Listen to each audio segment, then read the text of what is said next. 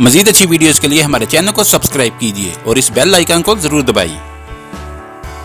फजर की नमाज के बाद ये तस्बीह पढ़ने से अल्लाह पाक की ज़ात उन लोगों को 4 बीमारियों से महफूज रखेगी और उन बीमारियों से निजात मिल जाएगी।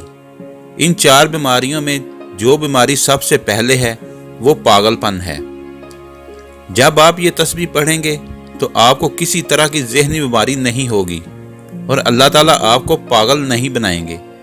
बुजुर्गों का कहना है जिन लोगों को मिर्गी या भूलने की आदत है वो भी इस तस्बीह से फायाब हो सकते हैं। और दूसरी बीमारी कोढ़पन की, ये तस्बीह पढ़ने से आपको कभी भी जिल्द की बीमारी नहीं होगी।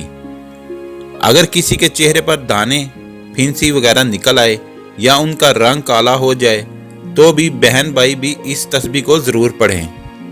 तीसरी बीमारी अंधेपन की बीमारी है। अगर आपकी नज़र कम है तो आप इस तस्बीह को ज़रूर पढ़ें। चौथी बीमारी फालज की है। जिस बहन या भाई के हाथ या पाँव अचानक काम करना छोड़ जाएं तो वो भी इस तस्बीह को ज़रूर पढ़ें।